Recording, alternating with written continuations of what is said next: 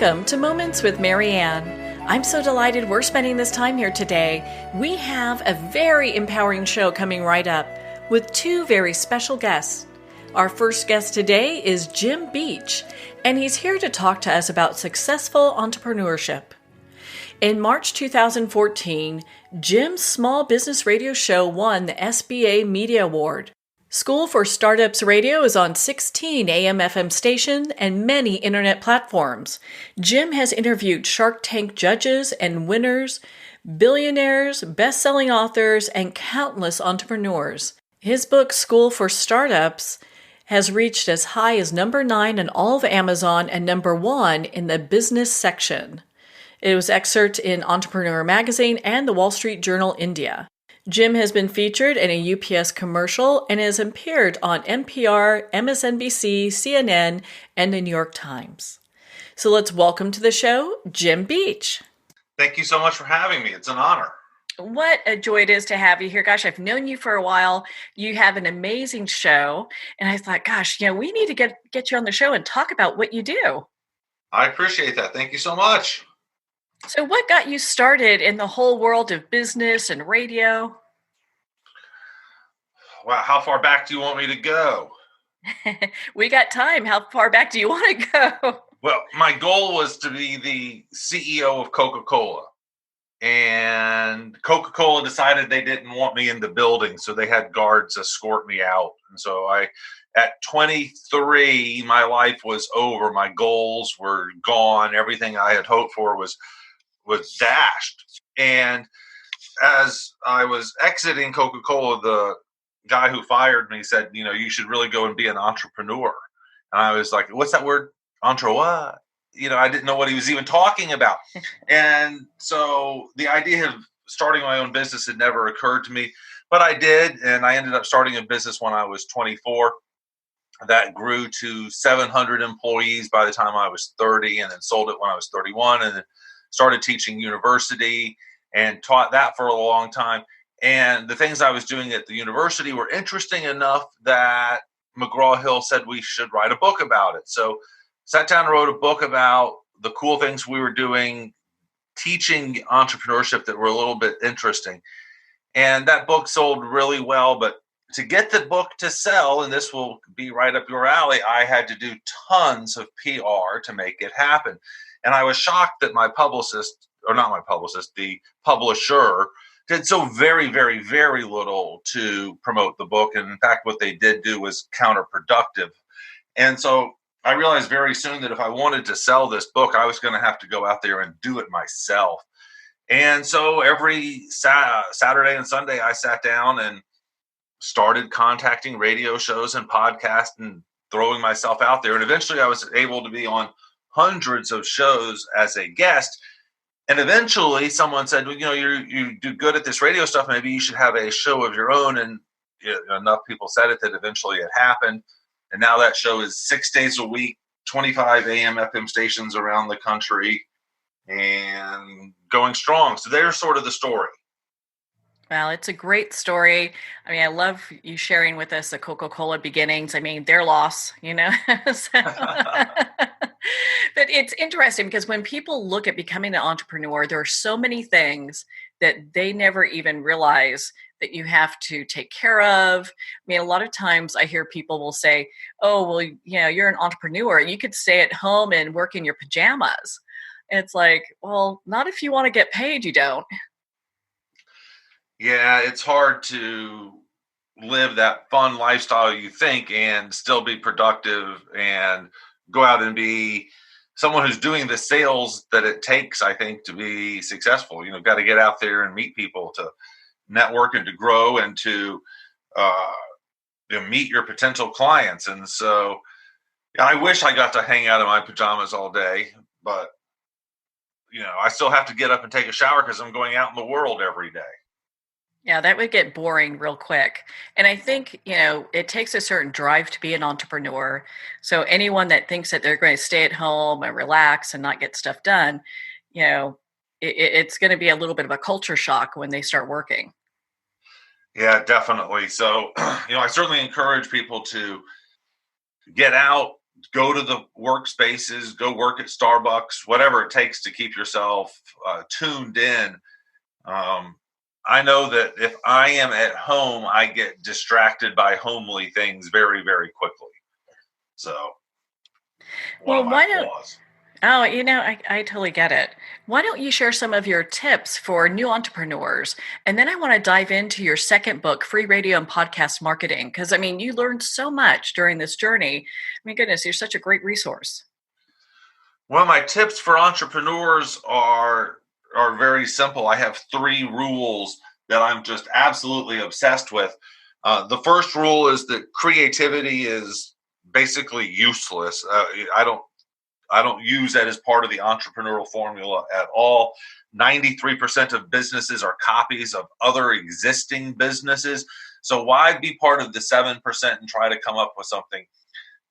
If you do, that's great, but it's so much easier to get started as an entrepreneur doing something that is iterative. In other words, it is a iteration of something that someone else has already done, and you're simply trying to improve upon it and make it better. That works better for your first, second, third business. Maybe then you can go off and do something truly creative. But at the beginning, try just to copy, borrow, and steal. Of course, we're not going to steal any trademarks, copyrights, patents, but go copy, borrow, and steal an idea, improve upon it, and make it better. And then go execute that. The first business, the one I was bragging about that got to 700 employees, I had a competitor. I blatantly copied their business model. I can go through 20 different ways that I copied their model. I didn't do anything illegal or immoral, but I also improved the daylights out of it. Their program was held at a no-name place, whereas my program was held at Stanford and MIT and Georgetown and UCLA and Cambridge, places like that. I did it better than they did, but it was their idea. So I'm not really that impressed with creativity. The same is true with risk. I hate risk. If you want to be risky, go be a bungee jumper. But entrepreneurs are not supposed to take risk. We're supposed to reduce risk to the point where starting a business is an absolute no-brainer. Well, of course I'll start that business. There's no risk involved in it. Use other people's money, pre-sell.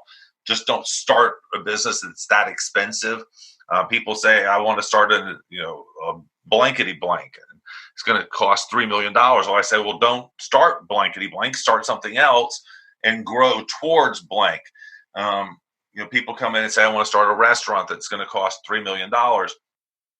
I know a guy that started a restaurant for $5,000. And my question is, how many beers do you have to sell to recoup $5,000 versus how many beers do you have to sell to recoup $3 million? I do absolutely everything I can to reduce risk and try to think of entrepreneurship as a non-risky enterprise. It's a lot easier to sleep at night that way, and my family is happier, and it's just easier. So change your view of risk. And the third thing is passion. I am very passionate about some things. My business is not one of those things. I'm passionate about my lifestyle and the opportunity to make more money because of the economic freedom that I have as an entrepreneur and the ability to work harder and to get more things done. But I'm not excited about things. Being excited about things is called materialism. And so I don't get excited about things. I get excited about the fact that if I wanted to, I could hang out in my pajamas all day. Those are sort of my entrepreneurship thoughts. Well, I'm so glad you shared that with us. I know in your book, you also talk about, in the book School for Startups, you talk about the wow factor. What is that? Yeah, it needs to be sexy and compelling. Your idea needs to do something that can make people remember it so that, 6 hours later, when you go home and you talk to your spouse and they say, who did you meet today? You can give a good answer. Your elevator pitch needs to be sexy enough that people are going to remember it. And you can do that a lot of different ways. For example, what I just did was the thesis for the School for Startups book, which is entrepreneurship is not about creativity, risk, or passion. Therefore, anyone can be an entrepreneur. Well, that's a little bit counterintuitive. It goes a little bit against the grain, the current thinking. And because of that, it's interesting, provocative, and compelling. So always try to have something wow that people will remember. So the first business that I started, the one I've been bragging about, it was a summer camp business. We grew into a lot of other children's education things, but we were mostly high-tech summer camp type experiences. That's memorable. Or I could say that what I was really doing was taking unhappy kids and making them happy for the first time. That's what I do. Well, that's very memorable. And if you're in my target audience, someone who has an unhappy kid, and you hear that I can make kids happy, you're not only going to remember that, but you're going to call your spouse on the way home to share the information. That's what I mean by wow. Well, that is a wow. I mean, because you're able to really take something and package it in a way that makes it interesting, where people are like, you know what, I need to check that out. I need to see what's going on with that. That's the goal, to take a normal thing, summer camp, and make it sound really, really good. Everything I said was true, but it's just a matter of how you tell the story. So when we look at when you started radio, and my goodness, you're so great on it. I love listening to your show. What are some of the things that you started to incorporate in your radio show from your business life? Ooh, that's a good question. That's one I've never heard before. Well, we do a show 6 days a week. And so it has to be just like a good business, it has to be systematized. And so we have a system for everything. And when the system is running right, I finish my part and someone takes over and someone else takes over a different piece. And then it comes together the day that the show is aired, and it all comes together flawlessly because there are systems in place. Another thing is, the show is a profit center for us. So I believe that things you should do or should be profitable. Why do them if you're going to lose money? I certainly believe in lost leaders and things like that. I can see that, but not for the long term. And so if you're going to do something, you should eventually figure out how to make it profitable and figure out why there's value to your business from doing it. And the podcast industry hasn't been great at that yet. But hopefully more people will be figuring out some ways to do it as advertising becomes more prevalent and sponsorships and the same things that the other media uses. I think that if you view a show as anything other than a business, it is then a hobby. And so you have to view it as a business and figure out why it's going to help grow, whatever your demographic is, whatever the point you're doing the show is. There should be some sort of value there, not only for the listeners, but for you. You should be able to figure out very clearly what that value is.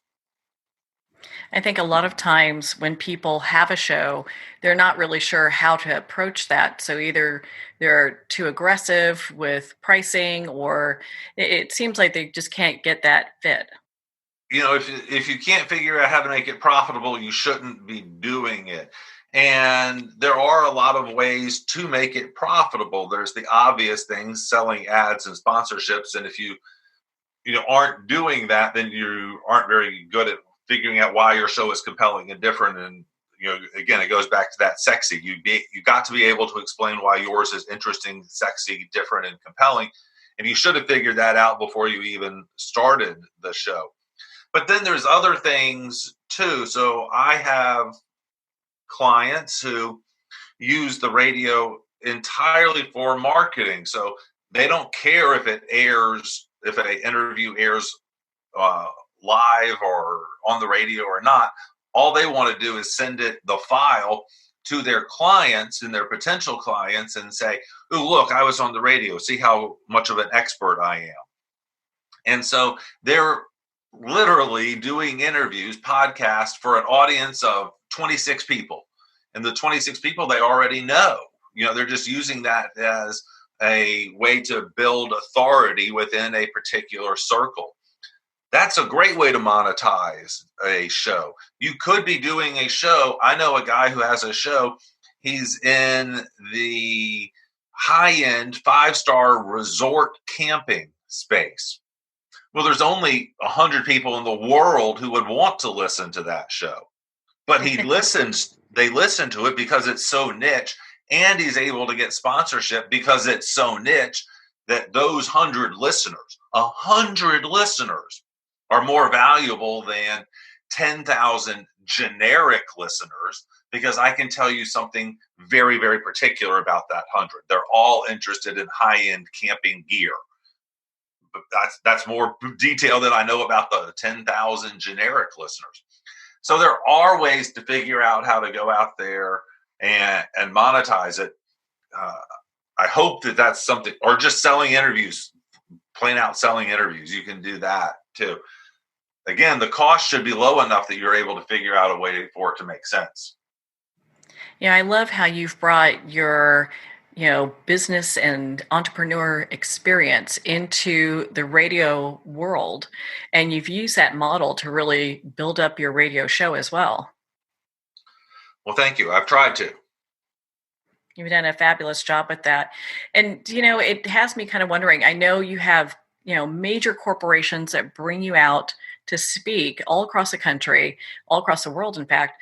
What do they usually have you come out and speak on? Well, I have my stock speeches, the standard ones that I can do. But what you're referring to, the major corporations, hire me for very weird particular things. So, for example, there's a large global shipping company based here where I live, and they had a very successful series of television ads.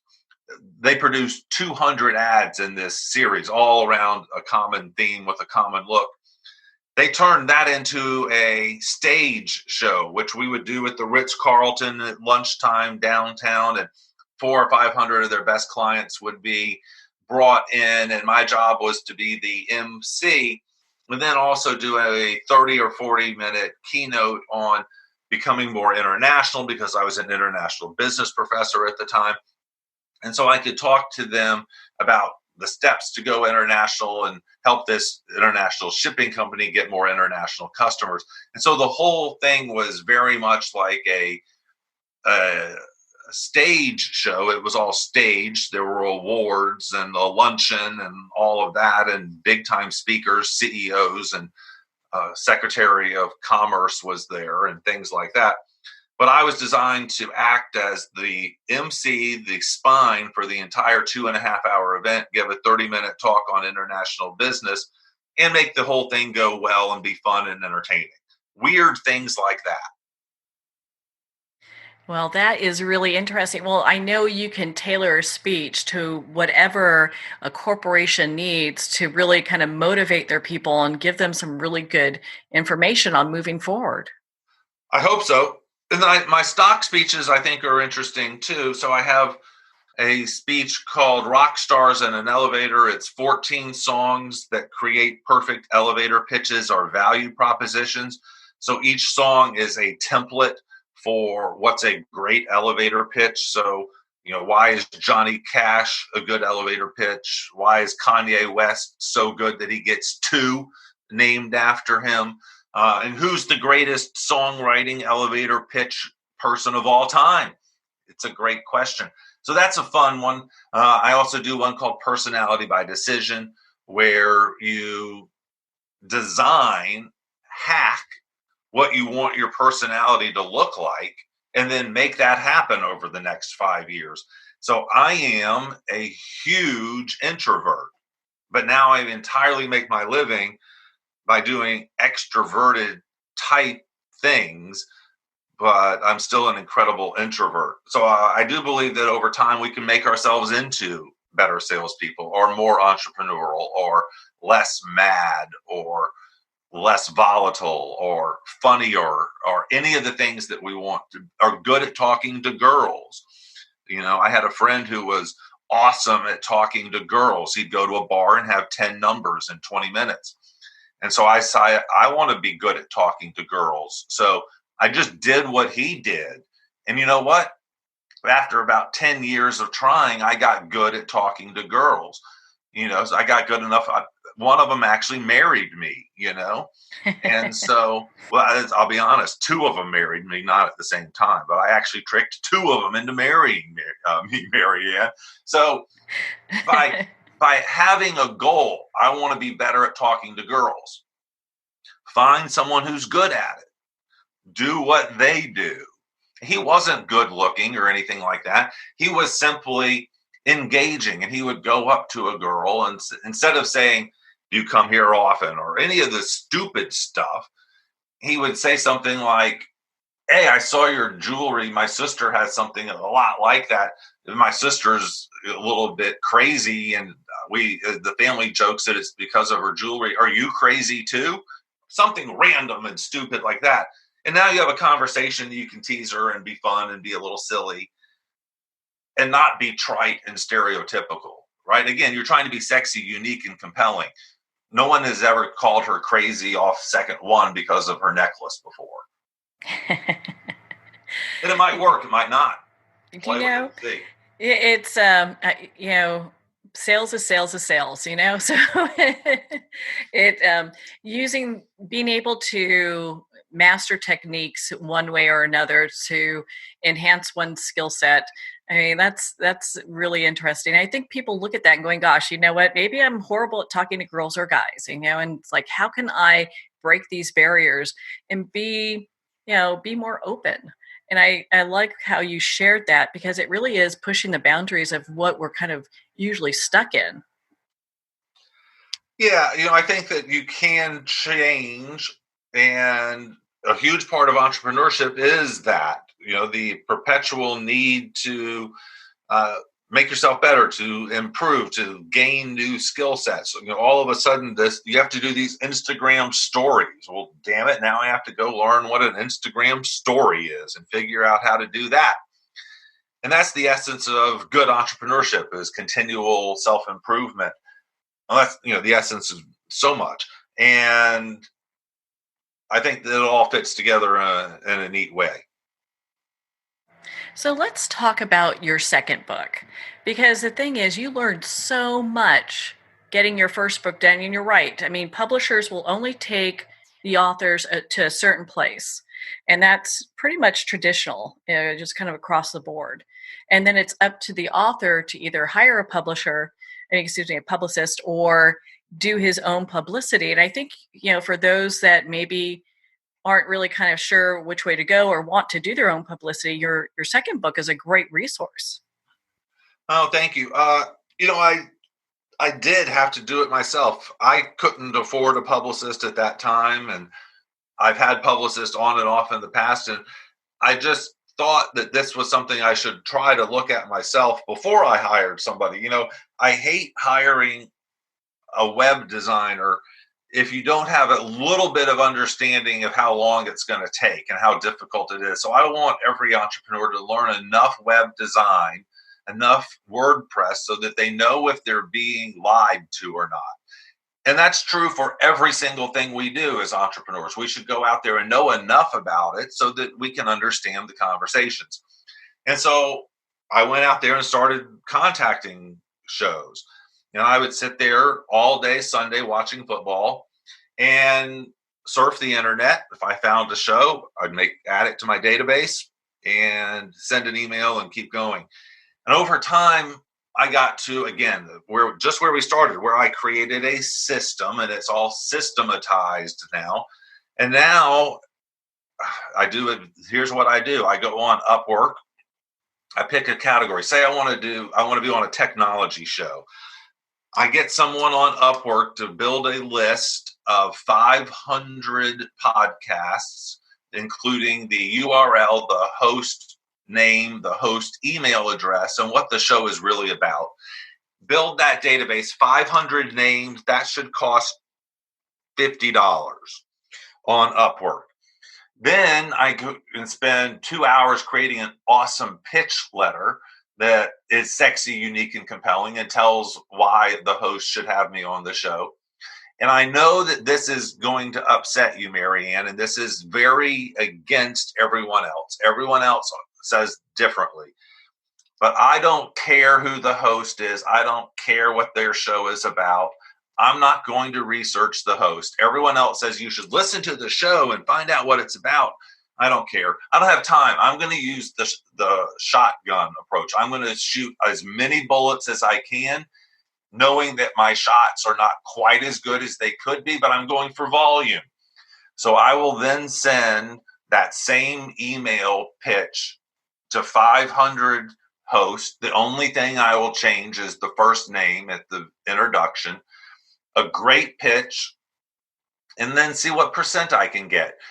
On a good day, you can get 30% to say yes or something like that. Well, then that's weeks of work right there of shows. It takes several weeks to record that many shows. Even if you only get 10%, you get 50 shows. That's a month of recording right there, and that those will be spread out over time. And it didn't cost me but $30 and 3 or 4 hours of work. Now, I know a lot of people will say that you should research and send 50 or 10 emails. I'm just going for bulk. And so there's my volume bulk shotgun strategy. Well, do you know what? Excuse me. I think it's important as an author to not get so hung up on the show as well. A lot of times people are like, well, I need to check it out and make sure it's a fit or whatever.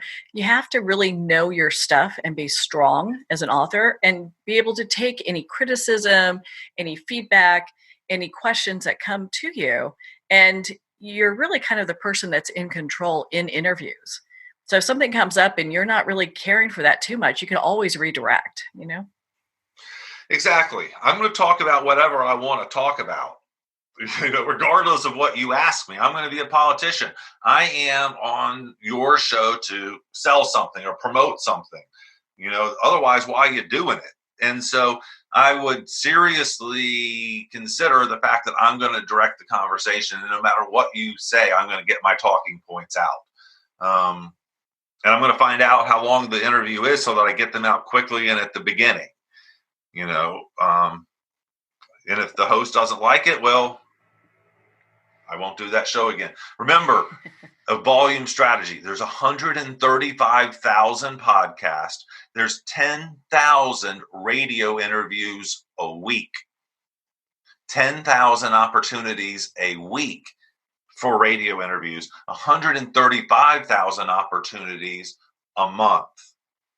My goodness. There's a lot of shows to be on, so... Yeah, it's interesting because you hear that some people are a little pro or con when it comes to radio shows versus podcasts. And in today's climate, it really kind of doesn't matter. Sometimes a lot of the podcasts have a bigger fan base than the radio shows. It just depends.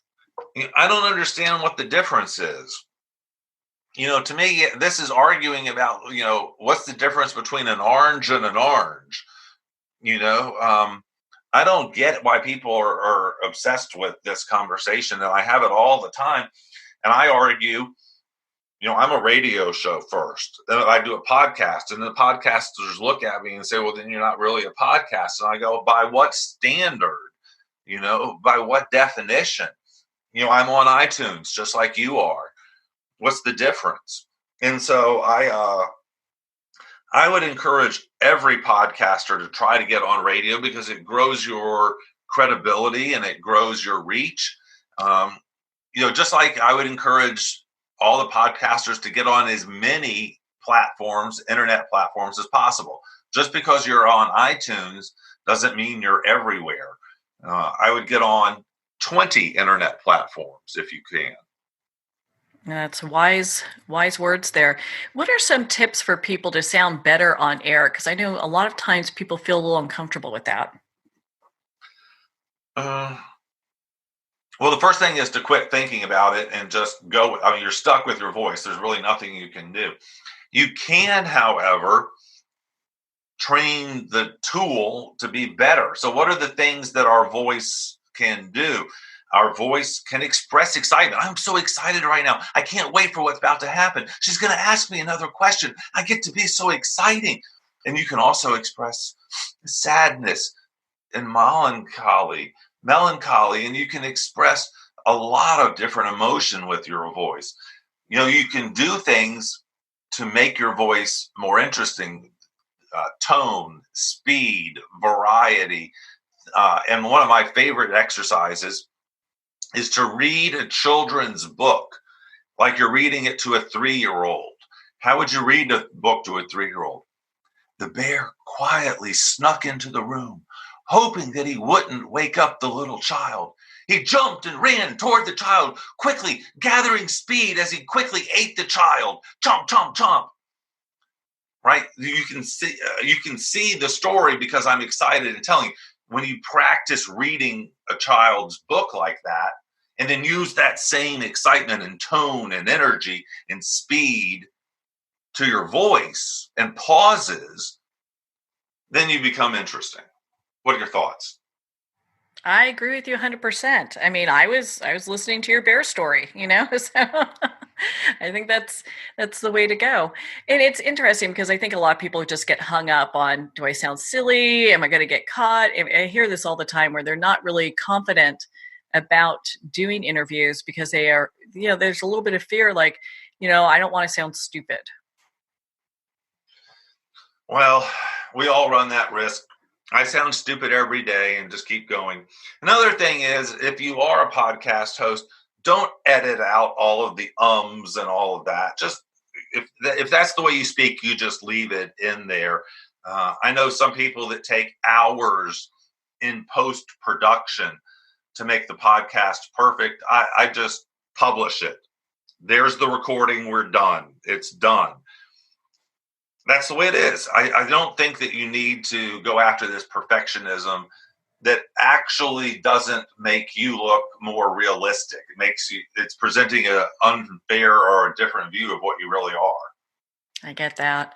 I mean, there have been plenty of times I, have gone, gosh, I could have sounded better. I think everyone goes through that. So having a professional like you saying you go through the same thing, I think is going to make people feel a little bit more at ease with the whole process. Yeah. Don't freak out about it. Yeah. Don't freak out. Well, Jim, what final thoughts would you like to leave our listeners with? Don't buy a golf shirt with your logo on it until you're making money from that business. That's a good one. Why is that? Well, you don't deserve a logo golf shirt yet. You haven't made any money yet.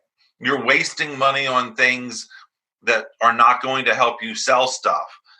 And your only focus should be on selling stuff, not wasting your time by buying luxury items like a shirt with your logo on it. You don't get to do that until you're making a profit consistently.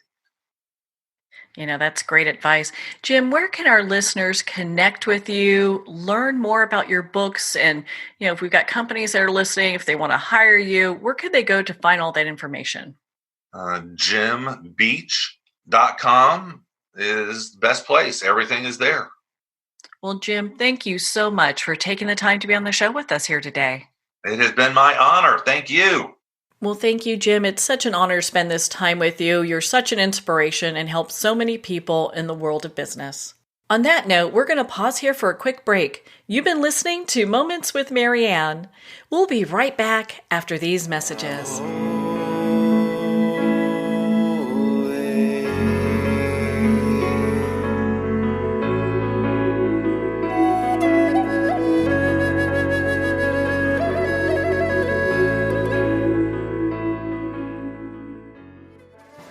Internationally recognized and award-winning author Judy Goodman works and teaches outside the box of limited thinking. Working with people from every walk of life, her goal is to empower you to be the best you can be, no matter what the challenge is. Born with the gift of seeing beyond our normal vision, she has an extraordinary gift of working with every challenge. teaching beyond conventional wisdom. Her work is described as life-changing. Visit judygoodman.com. That's judygoodman.com.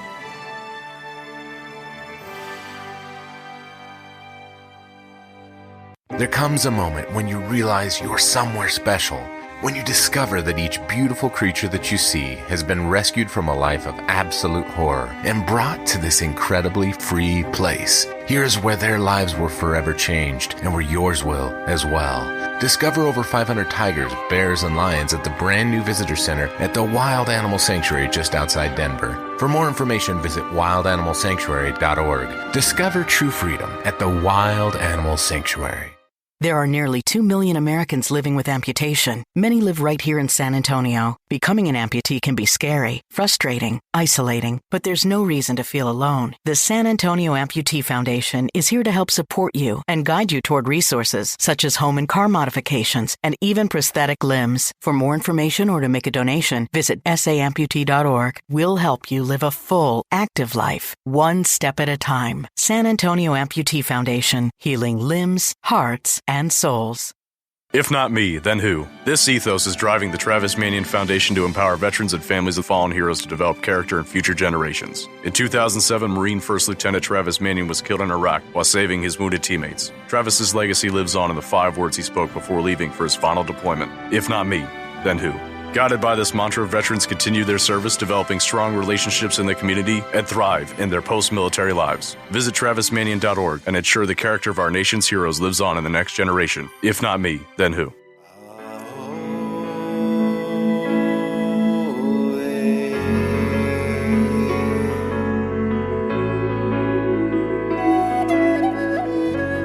Welcome back to Moments with Mary Ann.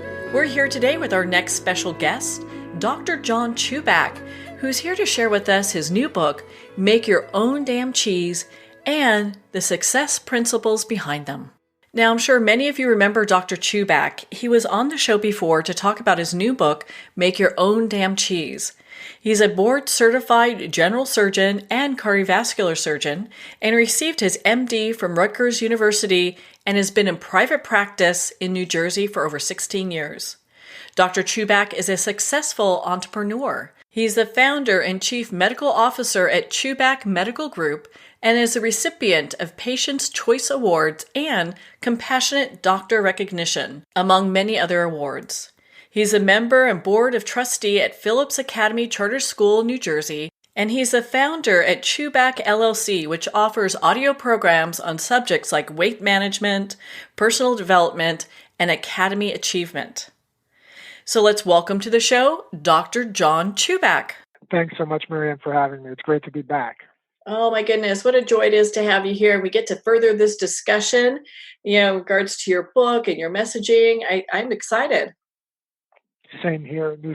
There's so much to share and there's so much to discuss. And I just, what I love about personal development is that the road is really, truly endless, really endless. Yeah, and once you start on that journey, it's interesting because you're right. It's endless. You're going from one plateau to the next. But I found that your book, Make Your Own Damn Cheese, and this is why we brought you back, really helps people regardless where they're at. You could reread it, and it gives you kind of new information for where you're at. Yeah, I think that you've put your finger on it. It's the kind of book. And the older I get, the more I feel this way about many books, quite frankly. But it's the kind of book that should be studied and really looked at like a nonfiction book, because it is wrapped up in this sort of accessible, cute parable of mice living in a maze. Sometimes people may think that it's just a fictional tale, but it really is a nonfiction work, and it is meant to be a mini textbook on personal development, and it's applicable to any area of one's life. It's really such a fundamental tool that it can be applied at different times for the same person to different areas that they may be working on improving or areas that are troubling them and so forth. So going back and reading it again and again, I think is essential. So, why don't we go over this story just a little bit? Because your book is about understanding, navigating, and mastering the three mazes of success. So, what do you mean by that? Well, the way that I have the three mazes outlined in the book is simply that the first maze is the maze that I think was generally being alluded to in the original book written by Dr. Spencer Johnson, which was Who Moved My Cheese? And that maze is the outside world. It's society. It's the culture we live in. It's the rules and regulations of the nation you live in, the state you live in, and also the rules of the game with regard to whatever profession you're in. For example, if you're a physician, if you're an attorney, if you're a radio personality, if you're a student, we all have rules that we have to play by and we have to adhere to in order to stay, quote unquote, in the maze and in the game, and participate in life. So that's the first maze of success. It's the real world, the physical construct that we live in. The second maze is what I call the inner maze. And that maze is the maze of your own mind, of one's own mind. And as you know, Marianne, I had a very, very extensive formal educational experience. And I always tell people I started school at age 3 in pre-K and finished at 33 as a cardiac surgeon. So it was a long road. Some years were tougher than others, but as I progressed, it got harder and harder, more and more strenuous. And I learned a lot as a physician and as a surgeon, as a general surgeon, as a cardiovascular surgeon, and as somebody who's married to a woman who had an undergraduate degree in psychobiology and has a PhD in neurochemistry. I knew a lot about the brain. And even in practice, I worked very closely with a dear friend who's a neurosurgeon, very gifted neurosurgeon, and we worked together frequently. And so I learned even more about the brain. What's fascinating is that the brain is an organ. It's a 3-pound organ, just like your heart and your kidney are organs and so on and so forth. But with that very extensive, very deep, extremely profound educational experience I had in becoming a cardiac surgeon, very little, I would say nothing, quite frankly, nothing was really taught about the mind, with the exception of my personal rotations for a period of about 4 months in medical school through psychiatry, where the mind was discussed, the mind being very different than the brain being an organ, the mind being more of an activity, okay? And what should also be pointed out as a physician, having gone through 4 months of fairly in-depth psychiatric training, psychological and psychiatric training as a medical student, all of that training was based on pathology, meaning the diseases of the mind, the neuroses and psychoses that can affect the mind. But nothing was spent on the normal function and potential of the mind and how it works and how it could be optimized and how it could be mastered and how it could be used as a tool to really allow one to fulfill their greatest potential. So the mind is the inner maze, and it's a complicated subject, and that's why I feel the book is so helpful, especially for neophytes to the subject, to understand the mind and begin to delve into the mind. And diagrammatically, I show imagery of the mind and how the mind is constructed for the purpose of this book, so that one can work with their mind to make the best of it and to live the most valuable and fulfilling life they can. The third maze is what we call the parallel maze in the book. And the parallel maze is sort of a combination of the first two mazes, the physical maze we live in and the mind that we possess, but optimized. It's the maze of freedom and happiness. The parallel maze is the maze of freedom and happiness, as opposed to the maze that many of us are living in, which we call the maze of bondage and conformity. And to go from the maze of bondage and conformity to the maze of freedom and happiness, one needs to traverse what is known as the terror barrier. It is typically ignorance and fear that keep us from being able to live our best life and achieve our highest potential. And so it's a bit of a long-winded explanation, but it's a complicated subject. But those are the three mazes: the outer world, the inner world being the mind, and then the parallel maze, which is the combination of those two. When you have really understood the mind and how to optimize it, you can come to an area of freedom and happiness. So, with that description, I'm glad you went through that. What are some ways that people can recognize the maze that they're living in? Well, I think you have to begin by looking around. Again, as a scientist, with a degree in biology and as a physician, everything goes back in my world, my formal educational world, to the scientific method. And the scientific method always begins with observation. Take a look around. I recently wrote an article that was published, and it received very, very strong response in a positive way, thank goodness, about what I call silent solitude. And silent solitude is, again, I think, a skill and a practice which is essentially unknown. Obviously, I learned it from somewhere, so it's not unknown, but it's very little known. And it's very little known amongst academic people and highly educated people, poorly educated people, and everyone in between. Silent solitude is this practice whereby one sits alone in the quiet. It's that simple. But it is not meditation. Meditation, which I also think is a very important and healthy and powerful and useful tool, is very different than the practice of silent solitude, which is what I'm proposing people study and investigate for themselves and experiment with.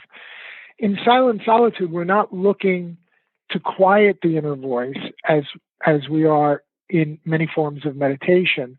Rather, in silent solitude, we are giving the inner voice an opportunity to be heard. We're listening to our inner voice. We're listening to the mind.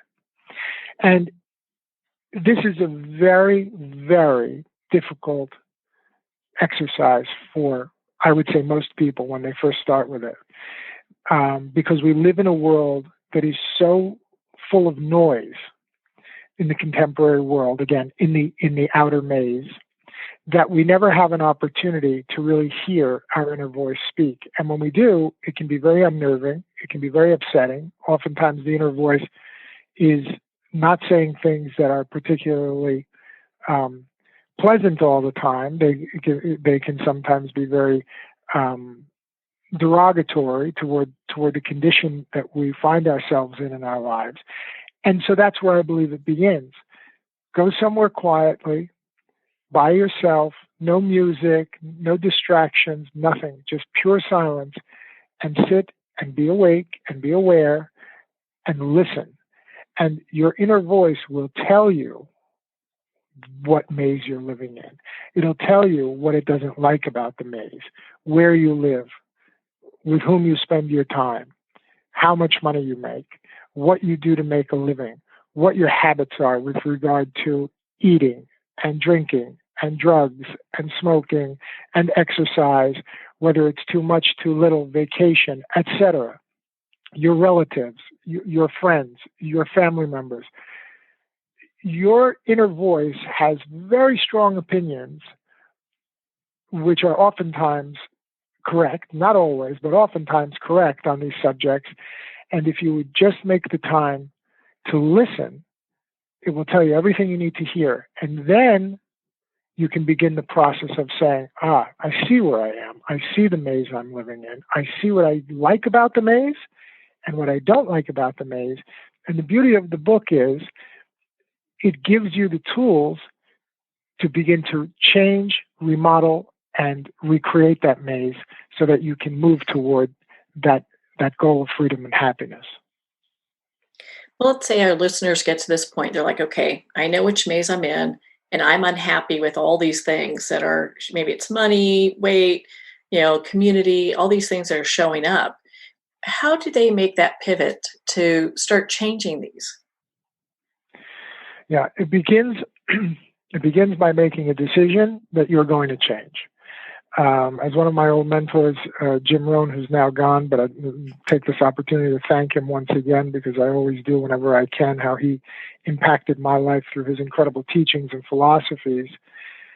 He said, nothing will change until you change. And when you change, everything will change for you. Now, that's a simple statement, but it is true and it's powerful. So how do we change? Everything must begin in the mind. This is the great revelation that I've had in my life in studying personal development now for nearly 20 years, that everything I achieved in my life looking back obviously began in the mind. I mean, looking back, it's so obvious. But all of the pluses and minuses that we have in the sort of accounting sheet of our lives are all reflective of our thinking.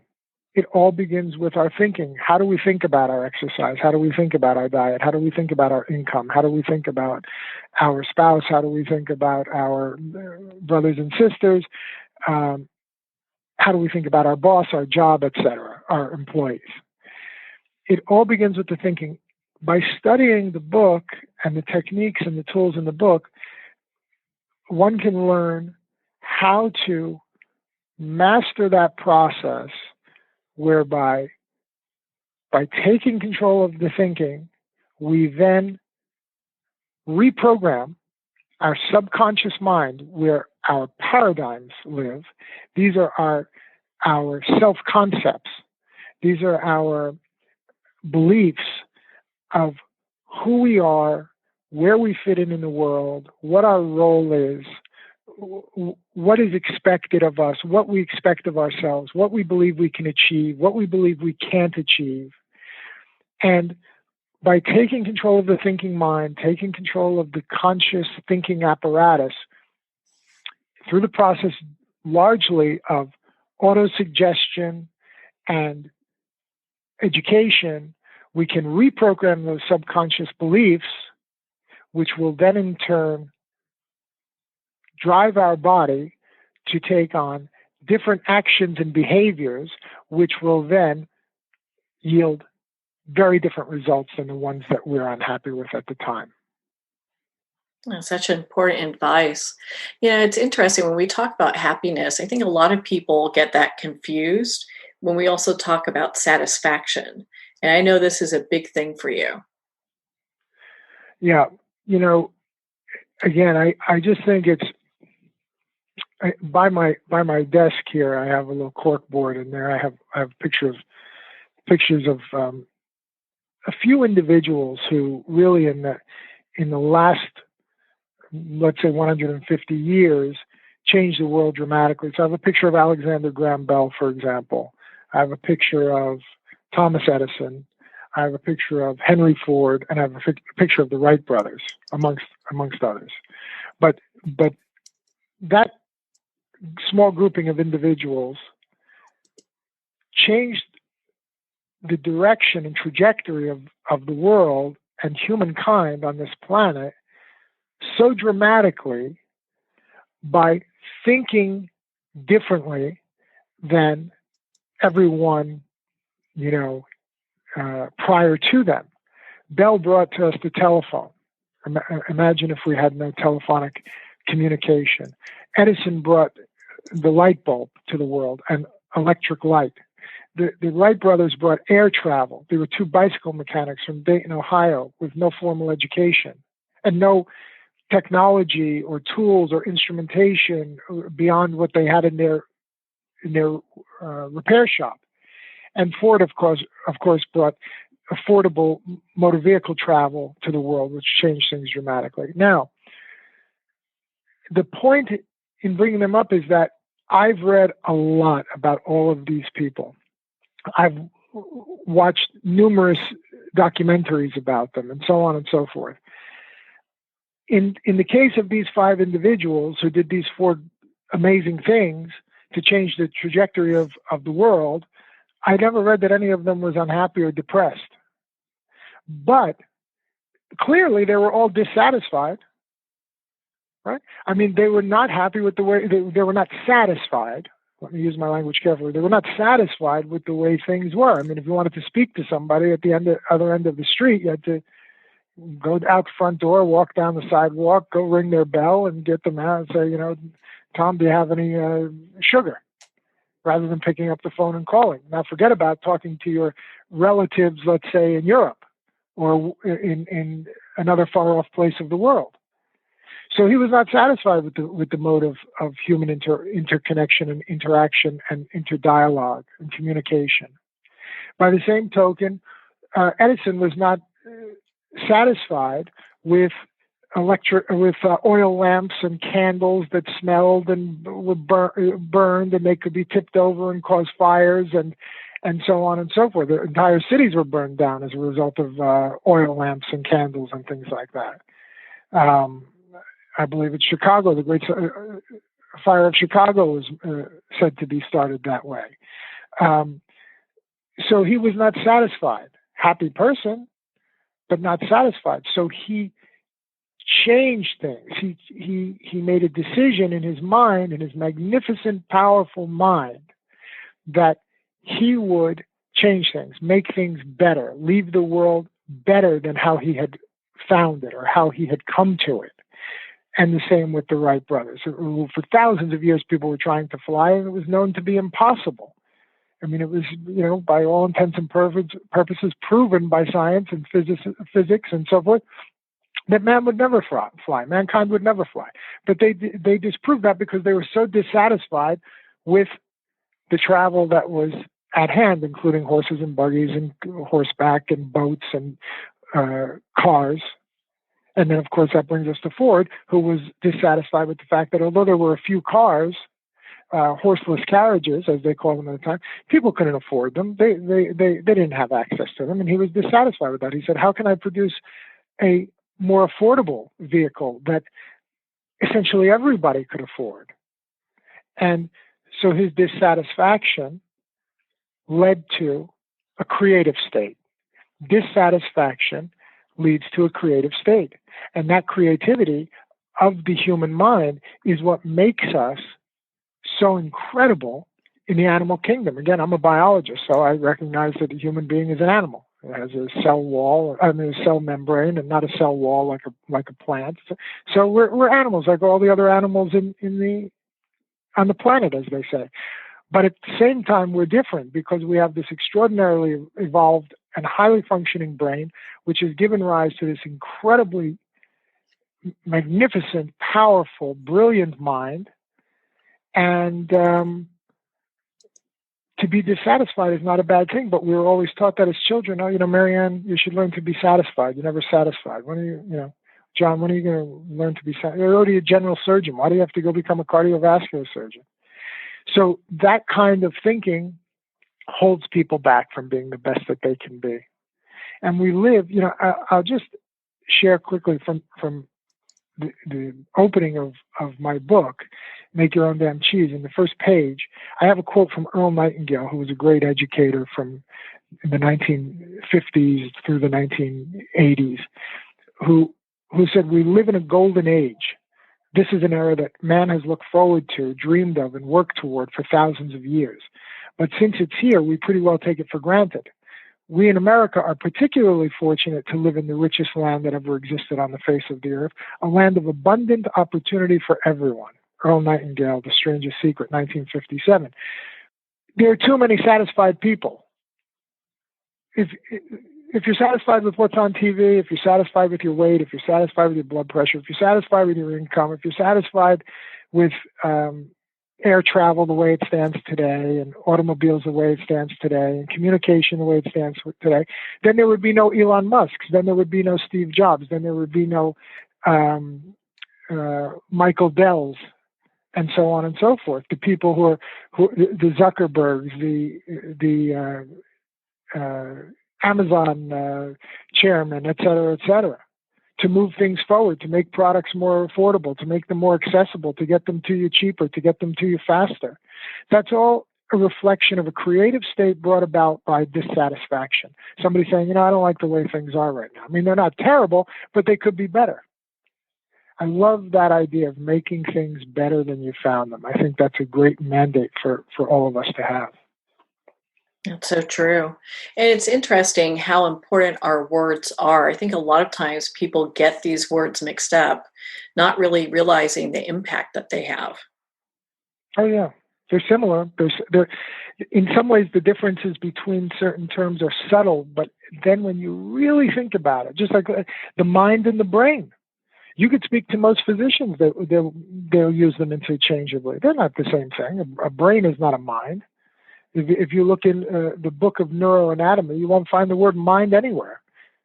They're all the parts of the brain, but there's no mind shown there. If you want to read about the mind, you have to go to a book of psychology or psychiatry or philosophy.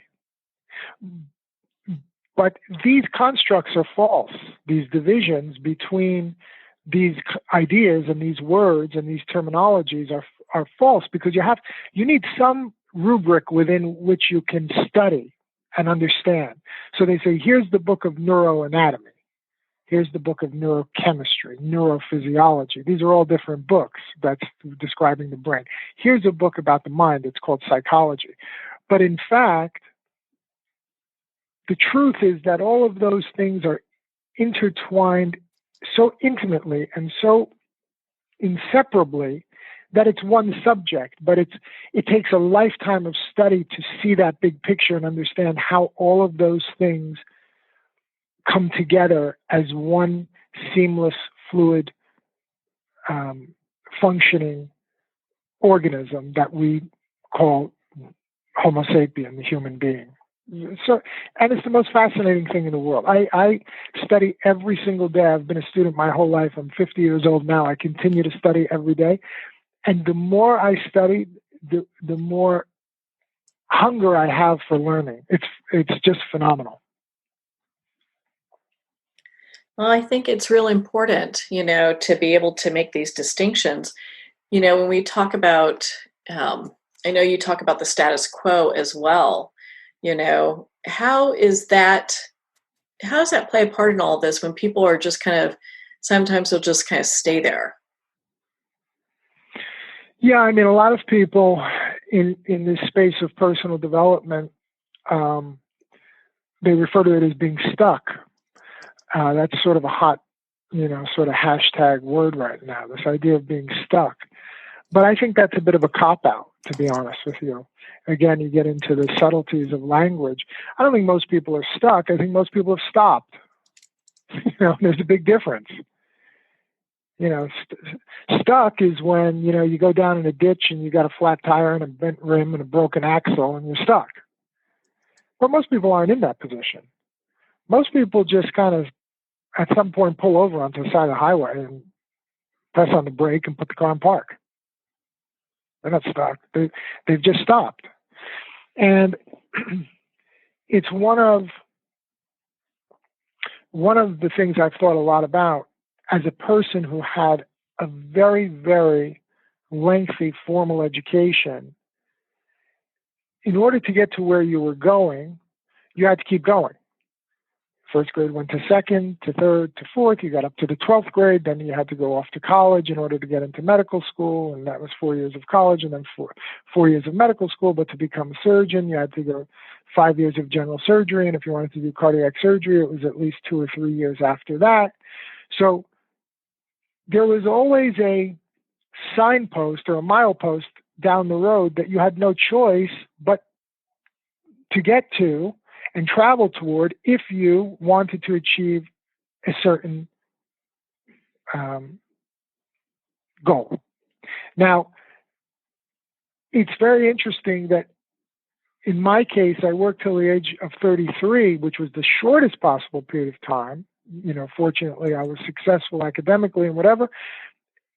But I worked to age 33, really hard work, 110, 120-hour weeks as a resident and a fellow and so on and so forth, tremendous studying and examinations, oral boards, written boards, et cetera, et cetera, et cetera.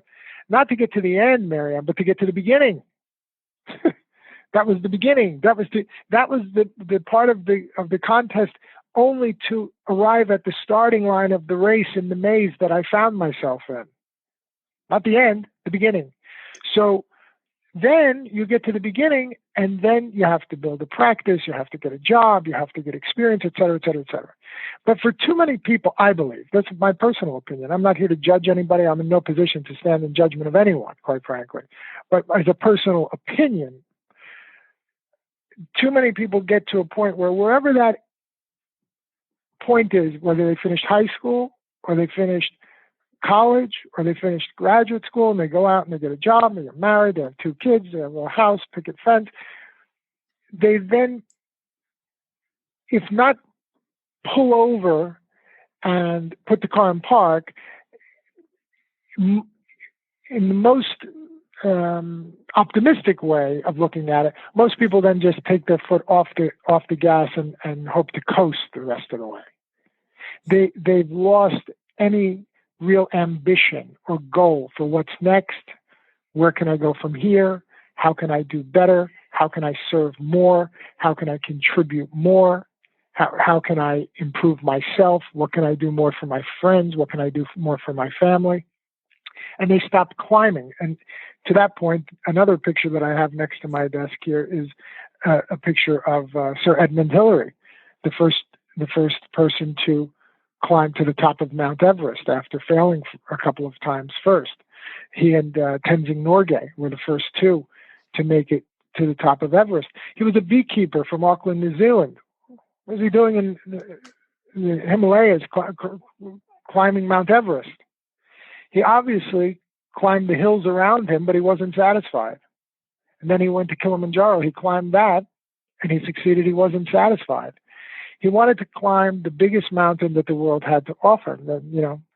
I'm not a mountain climber, so I don't really get it. But there are a lot of people out there who are, and they do get it. Why do you climb the mountain? Because it was there. It's a challenge. Let's see if we can conquer it. So I think that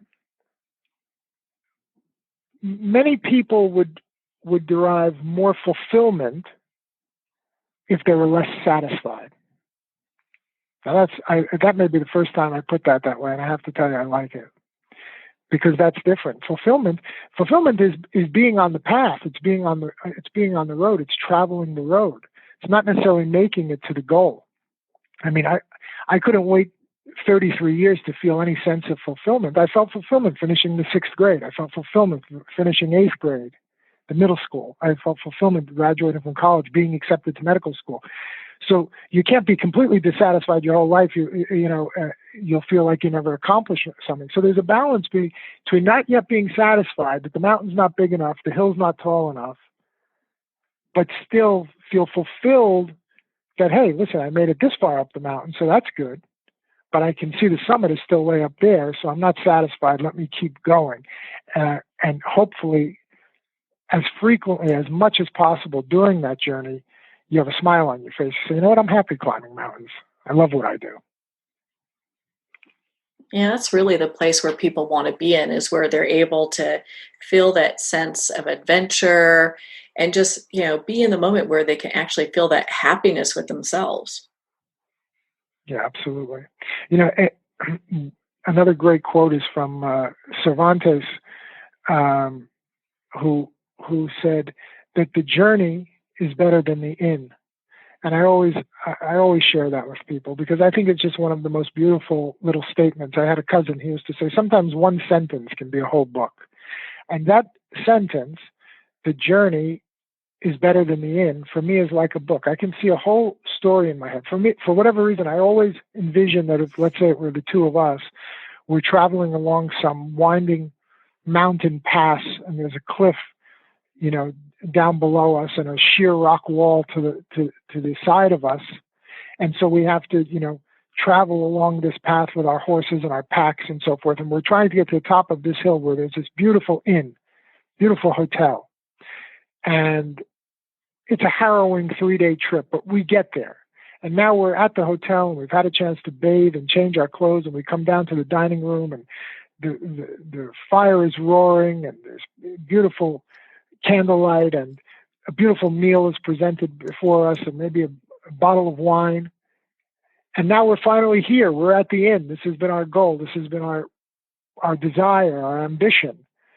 But over dinner, invariably, the only thing we want to talk about is, Marianne, do you remember that time that you came around the bend and your horse almost went over the edge and I grabbed the bridle and then he scurried back up onto the path and we almost lost it? Was that incredible, or was that? And that's all we want to talk about is how we got there, the journey, because that's the living part of it. So you have to have fun during the journey. I mean, maybe you're not having fun at the moment that the horse looks like he's going to go over the side, but you hug each other and you high five and you smile and you laugh the moment that we regain our footing on the path.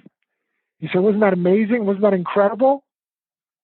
So yeah, it was incredible. I wonder if there, you know, what else? When we get out of here tomorrow, what else we might find out there on the trail? We don't sit here and drink wine and sit by the fire forever. We'll rest for a while, get our strength back, but then we want to get back in the maze and do our thing and break through the terror barriers and break through the fears and break through the anxieties and the hang-ups and the feelings of inadequacy and incompetence and achieve more and prove to ourselves, not anybody else, but to ourselves, that we can make it up the next hill. We can do it. If someone else can do it, so can we. I love it. And that type of thinking is what's driven me my whole life, and I hope I never lose it. I doubt you will. So, you know, you've mentioned a couple things. You mentioned terror barrier a couple of times, and I'd love for you to explain what that is for our listeners. Yeah, I think there are two major barriers, and I talk about these extensively in the book. The one barrier is called the psychic barrier. It's what separates the conscious mind, our thinking mind, from our subconscious mind, the subconscious mind or the non-thinking mind. The subconscious thing is the conscious mind is where our thoughts reside, where our thinking resides. It's the intellectual mind, the academic mind. The subconscious mind is where our beliefs reside. Our beliefs are very different than our thoughts. So I think I'd like to start my own company, but I don't believe that I'm the kind of person who could do that. See how that, and see, that's that inner voice, that discussion. I have a young woman who works for me who's a brilliant, capable. She's the CEO of my COO of my medical practice. She says, I'm always fighting with myself. Whenever I get quiet, when I do the silent solitude, Dr. Chuback, I'm always fighting with myself. I want to just turn the TV on or radio. I don't want to listen to that. Because the conscious mind is saying, I'd like to start my own company. And the subconscious mind says, you can't do that. Who are you to start your own company? You're not smart enough. You don't have any money. What kind of company would you start? You don't even have an idea. Drop it. Forget it. See? So what separates the conscious mind from the subconscious mind is the psychic barrier, where new ideas are constantly rejected from the subconscious mind. doesn't, your old belief system that, Marianne, in this family, what you do is you go to high school, then you go to college, and you study communications or something like that, maybe marketing or whatever. Then you go out and you get a good job with a company, and you get a paycheck every 2 weeks, and you get 401k, and you get dental, and you get medical, and if you're really smart, you get high with that, and you're all set. And now, if you hear that from the time you're 5, 7, 8, 9 years old to the time you're 22 years old, very hard to think, what I'd like to do, Dad, is start a computer company in the garage. It's a computer company in the garage. Forget about that. But after a while, you don't need your father to say forget about that, because his voice has been beautifully programmed in your subconscious mind. So he may be passed away for 10 years, but every time you have one of these new ideas in the thinking mind, and you have an idea of where you want to go and who you want to become and what you want to do and how you want to contribute and how you want to serve, his voice or your mother's voice or your brother's voice or your teacher's voice or the priest's voice or the rabbi's voice is in the subconscious mind saying, don't do that. That's not for you. You're not capable of that. That's for someone else to do. Right? Dr. Chuback does the heart surgery. You pass him the instruments. Right? So-and-so owns the company. You work for him. So that's one. And then that is intimately tied to the terror barrier, because what we're talking about is fear. It's always fear. It's the fear that I'm going to fail.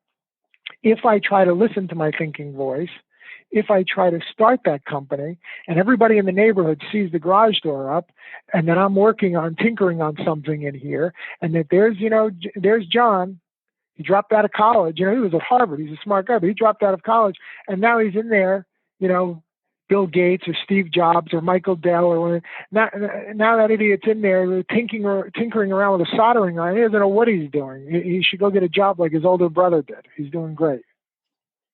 Right? So you say, I don't want to be that guy. I don't want the neighbors to talk about me. I don't want them to laugh at me. What if I fail? What if I fall on my face?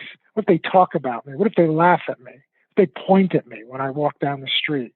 You know what? I think it's just easier for me to stay here in the world of bondage and conformity, rather than break through that barrier to the world of freedom and happiness. Because someone pointed out, I don't recall who at the moment, but someone pointed out in my studies that today the opposite of courage is not cowardice. The opposite of courage is conformity. Everybody does it this way, so that must be the right way to do it, right? No, that's not the right way. That's the common way. That's the average way. Now, if you wish to be common or average, and I'm not judging it, I mean, mathematically, again, going back to my academic training, if you go to statistics, right, whatever it is, 97.5% of people are within 3 standard deviations of the mean. They're in the middle somewhere. So it's okay to be in the middle. That's most people. But just because you're in the middle with everybody else doesn't mean you're doing things the best way, the optimal way, or the right way. You're doing it the way most people do it, which is average, common. If that's your desire, no problem. Do it. But if that's truly not your desire, if you have bigger ambitions, if you're not satisfied being a beekeeper in Auckland, New Zealand, and you would like to climb Mount Everest, go ahead and do it. He said, Edmund Hillary said, I'm either going to get to the top or you'll find me dead on the side. That's it. I've made my decision. I'm going to spend my life trying to get to the top of the mountain. You do with your life what you want.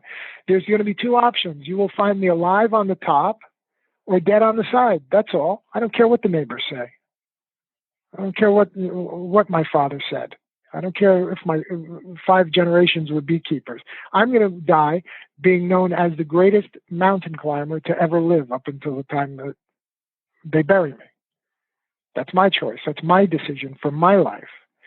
And that individual crashed through the terror barrier. The Wright brothers could have been killed building these crazy flying machines. They didn't know what they were doing. They had no idea. They knew they could have been killed. I don't know, millions, but hundreds of men, and probably women too, had been killed in all kinds of flying contraptions, going off the tops of buildings and all kinds of crazy things. But they didn't care. So we're either going to learn to fly or we're going to die trying. We don't have enough of that mentality and philosophy being taught to young people anymore. Not that I want anybody to die in an airplane or climbing a mountain, but metaphorically speaking, I'm going to give it my all. I'm going to give it my best. Mortgage my house, take the money and put it into my business, rent an apartment, sell my car. I'll take the bus to work. So I have the money to, put a down payment on this company I want to create. So that's the psychic barrier and the terror barrier. Extremely, extremely important. And no one teaches it. I mean, again, not no one, but no one taught me through 33 years of school. Nobody taught me any of that. Yeah, I had to learn that on my own. Well, I'm glad that you are sharing that with us. And there's, it brings me to my next question. I think this dovetails nicely with everything. You talk about blue sky thinking. What is that and why is it important? Yeah, blue sky thinking is beautiful. That's a term that I borrowed from one of my mentors, Brian Tracy. And all of my, my favorite and most impactful mentors have mentioned the book. Dennis Waitley, who's a friend now. We work together, and Brian Tracy and Price Pritchett and Bob Proctor and so on and so forth. And Jim Rohn, who's gone. Brian Tracy, he's the first one I heard use that terminology, blue sky thinking. And basically, the question is, how would your life look if everything were exactly the way you wished it to be? And then you have to make a caveat, because people, it makes people nervous to think that way. It's amazing that if you ask somebody that, Tom, how would your life look if everything were exactly the way you wanted it to be? How much money would you make? How much money would you have? What kind of work would you do? What car would you drive? What kind of vacations would you take? Where would your children go to school? What kind of clothes would you wear? What kind of jewelry would you buy for your wife? What kind of work would your wife do? What level of education would you have? People become anxiety ridden. They say, we don't think about that. I mean, don't you know that's all associated with money, and money is the root of all evil, and this and that. All these, age-old wives' tales and myths and aphorisms that associate success with something evil and corrupt and crooked and inappropriate. So people don't even like to think about it. But Brian Tracy, he used that term, it's blue sky thinking. If you were to look up in the sky, there wasn't a cloud in the sky, a beautiful sunny day, it's a nice warm day, and everything is just absolutely perfect. How would your life look? Answer all those questions. What would you weigh? What would your blood pressure be? What would your bank account look like? What would your home look like? Et cetera, et cetera, et cetera. So that's a great goal. That's a lofty goal. You look at the various components of your life, your education, your personal relationships, your family, your children, how they're doing, their level of education, your friendships, your profession, your on and on and on. These are all areas that require attention and require management, careful management. My father used to have an expression. He said, he used to teach us as kids, you should live your life like the blacksmith. One tap on the nail and one tap on the horseshoe. One tap on the nail and one tap on the horseshoe. In other words, you have to put the shoe on the horse by driving the nail, but you have to constantly be straightening the shoe so that you don't wind up with a crooked shoe, and then you wind up with a lame horse, and then you have to put the horse down, and then there's no animal to pull the plow, and then there's no crop, and everybody starves to death. The whole village suffers because you did a poor job shoeing the horse. So one tap on the nail, one tap on the horseshoe. As you're going forward, you have to correct. So you look at all the areas of your life, my weight, my blood pressure, my cholesterol, my bank account, my job, my et cetera, my pension, my education, my family, how are my kids doing, et cetera. And for each of those areas, we have a paradigm. We have a subconscious self-concept of who we are. Oh, I've always been big boned. I've always been heavy. You know, my father was heavy. My mother was heavy. We're of that kind of stock. I mean, it's all nonsense. You eat too much. You're fat. So you're overweight. It's unhealthy. You need to exercise more and eat less. You need to go on a different type of diet. You need to read. You need to study. You need to access a nutritionist if you can. You need to go see your doctor. You need to get some advice. You need to watch some things on YouTube. Read a magazine in the free public library on the subject. Not ignore the subject of the fact that you're 70 pounds overweight. Not ignore the subject that your blood pressure is 50 points high, your cholesterol is 100 points high, and your bank account is empty, and you've been laid off again from another job. You have to look at these areas and straighten out the horseshoes. Or you can ignore them, and we already heard how that story ends. Yeah, without a doubt. That's the subject. Well, Dr. Chuback, I mean, my goodness, your book and your information is just so inspiring and helps so many people.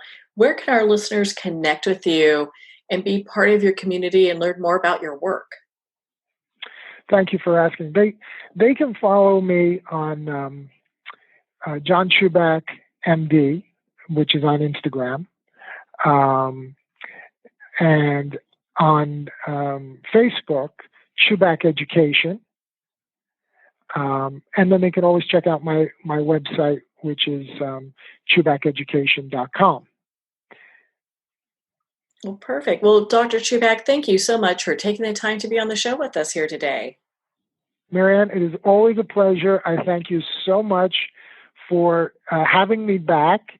And you always bring out a lot of incredible thoughts in me. I had no idea what we were going to discuss today, but obviously I wasn't short on words. So I appreciate your great listening ability and for your kind invitation. It means a lot to me.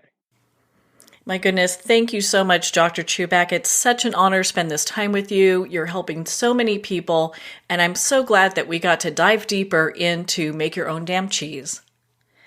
Again, if you'd like to connect with Dr. Chuback, you can at chubackeducation.com for more information.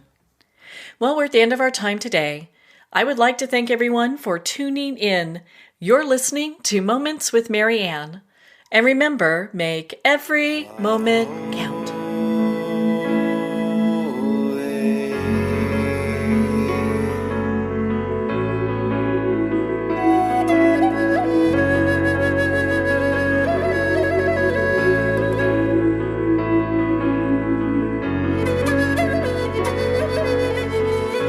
In a single moment, your life can change. Moments with Marianne is a transformative hour that covers an endless array of topics with the best of the best. Her guests are leaders in their fields, ranging from inspirational authors, top industry leaders, and business and spiritual entrepreneurs. Each guest is gifted and a true visionary, a recognized leader in her own work, and while teaching others to develop, refocus, and grow, Marianne will bring the best guest and sometimes a special surprise. Don't miss this. You never know just which moment will change your life forever. Moments with Marianne airs every Sunday, Monday, Thursday, and Friday at 8 p.m. Eastern and 5 p.m. Pacific Time. Make sure to tune in and visit momentswithmarianne.com for more information.